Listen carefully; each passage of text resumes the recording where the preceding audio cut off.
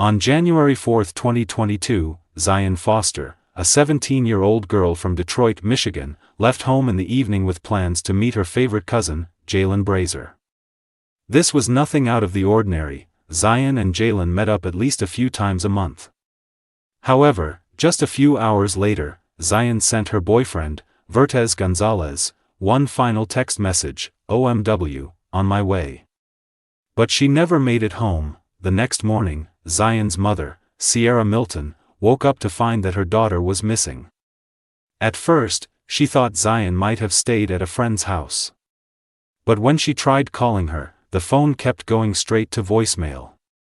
Vertez, Zion's boyfriend, also couldn't reach her all night. Panicked, he sent her desperate messages, "Are you alive?" When Sierra reached out to Jaylen for answers, he made a shocking claim: he hadn't seen Zion that night. But surveillance footage and GPS data would soon expose his lie, unraveling a chilling crime.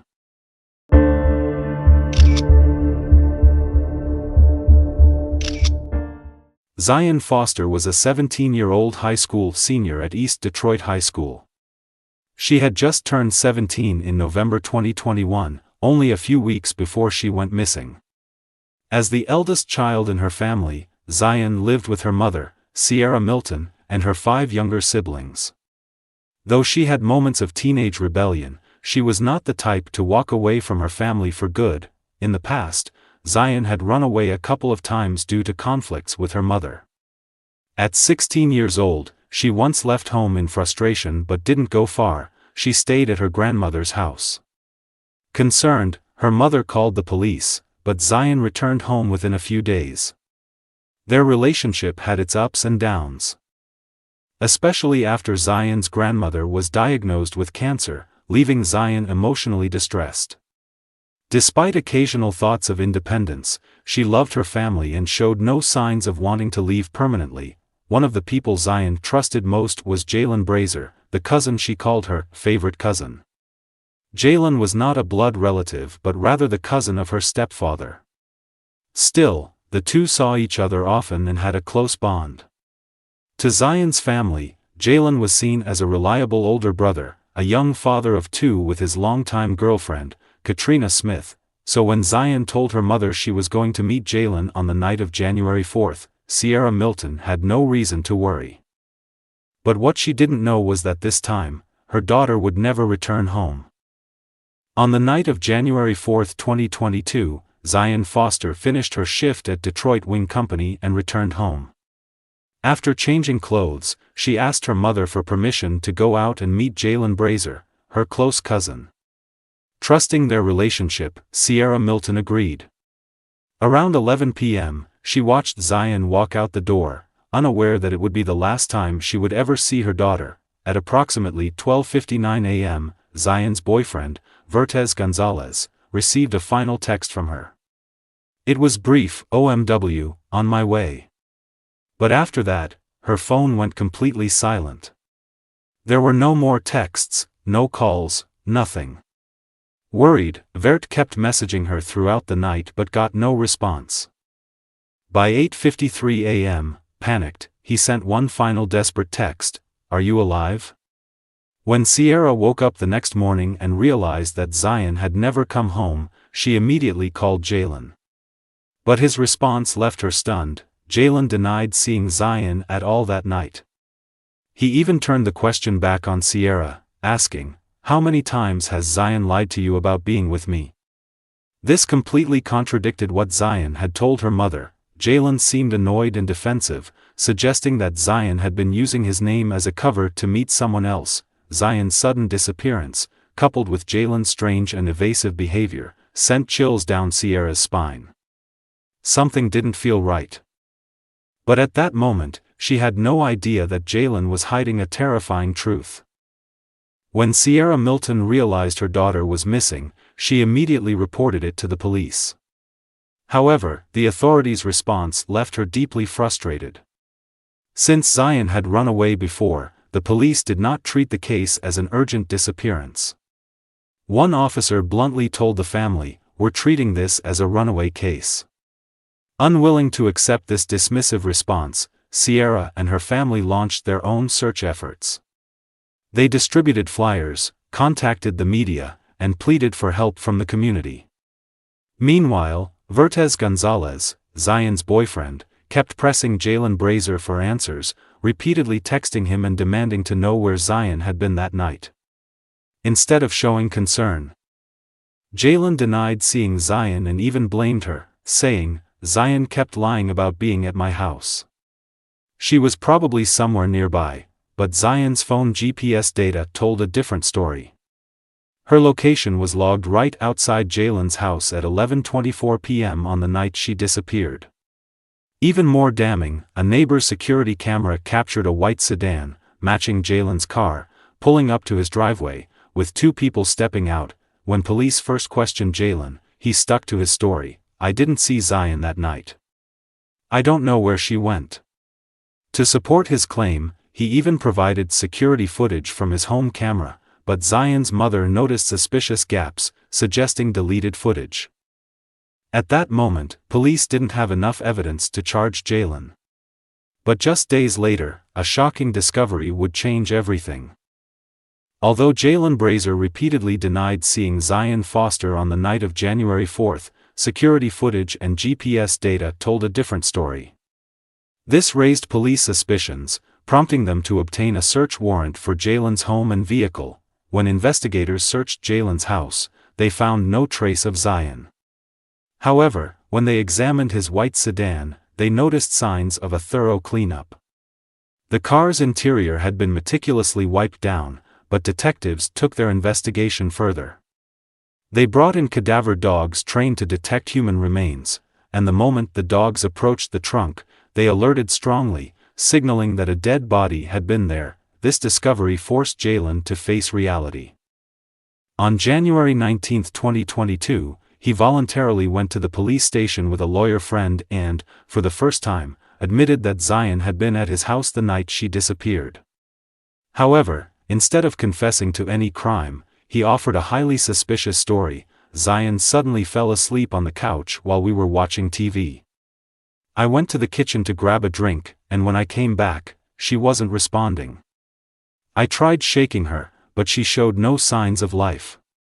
I panicked, thinking everyone would blame me, so I put her in my trunk and dumped her body in a trash bin near Highland Park." While this version of events might have sounded plausible, Jaylen's actions told a different story. If Zion had truly died suddenly, why didn't he call for help? Why did he delete security footage, clean his car, and try to hide her body? These unanswered questions would soon expose Jaylen's web of lies. Although Jaylen Brazer admitted that Zion Foster had died at his house, police quickly uncovered major inconsistencies in his statements. At first, Jaylen claimed that Zion fell asleep on the couch and mysteriously stopped breathing. However, when pressed further, he changed his story. In a later interrogation, he stated that the two had taken LSD, a hallucinogenic drug, and that it may have caused her death. This claim was highly suspicious.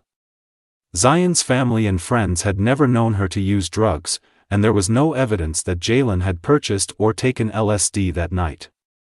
But when police examined Jaylen's phone records, they found a series of disturbing Google searches made just days after Zion disappeared. Are garbage trucks also compactors? How much force does a garbage truck compactor have?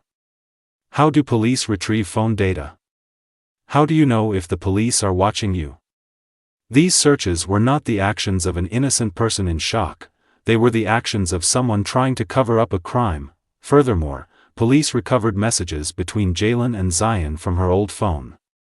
In these messages, Jaylen frequently sent inappropriate and sexually suggestive texts, despite Zion never responding in the same way. This raised further concerns that Jaylen may have had ulterior motives for bringing Zion to his house that night. As digital evidence continued piling up, one thing became increasingly clear: Zion's death was no accident. And Jaylen had every reason to hide the truth. When Jaylen Brazer's trial began, the prosecutors exposed major contradictions in his statements. Initially, Jaylen claimed that Zion simply fell asleep and mysteriously died, but later, he changed his story, saying that she had taken LSD and had an adverse reaction. However, medical records proved that Zion had no history of drug use or seizures, as Jaylen had implied. This raised a crucial question for the court: if there was no medical explanation for her sudden death, what really happened to her? Even more disturbing, data retrieved from Zion's old phone revealed a chilling motive. Thousands of text messages from Jaylen to Zion over several months suggested that he was obsessed with her. His messages were not only manipulative but also borderline predatory. He suggested that his girlfriend, Katrina, was jealous of Zion and frequently invited her over when Katrina wasn't home. Additionally, Katrina herself provided a key piece of evidence. When Jaylen picked her up after her overnight shift on the morning of January 5, she noticed a deep scratch on his collarbone. When she asked about it, Jaylen brushed it off, saying the cat had scratched him. But Katrina found this suspicious. The cat had never scratched him that deeply before. All the evidence pointed to one terrifying possibility: Jaylen may have tried to take advantage of Zion, and when she resisted, he did the unthinkable. After 2 weeks of trial, the jury took only 30 minutes to reach a verdict. With overwhelming evidence against him, Jaylen Brazer was found guilty on 2 major charges: second-degree murder, 30 to 90 years in prison; tampering with evidence and obstruction of justice, 5 to 10 years in prison. These sentences were ordered to run consecutively, meaning Jaylen must serve at least 35 years before being eligible for parole. At his sentencing hearing, Jaylen attempted to defend himself, claiming he never intended to kill Zion and that he panicked when she became unresponsive. However, the judge rejected his explanation, pointing out that an innocent person does not dump a body in a trash bin and attempt to erase all evidence. As the verdict was read, Zion's mother, Sierra Milton, broke down in tears, both in pain and relief. After more than a year of fighting for justice, the man who stole her daughter's life was finally held accountable, but the greatest heartbreak remained: Zion's body had still never been found. Although Jaylen Brazer has been convicted, Zion Foster's family's pain remains unresolved. Her body was never found, despite nearly 6 months of extensive searching at the Highland Park landfill by police and volunteers. The inability to bring Zion home has only deepened the family's grief. After the trial, Zion's mother, Sierra Milton, expressed both anger and relief, stating, "Jaylen thought he could hide the truth, but in the end, justice prevailed." As of now, Jaylen Brazer remains in custody, awaiting transfer to a long-term correctional facility. While he will spend at least 35 years behind bars, the true mystery of Zion's death may never be fully uncovered, along with the location of her body, which Jaylen took to the grave with his secrets.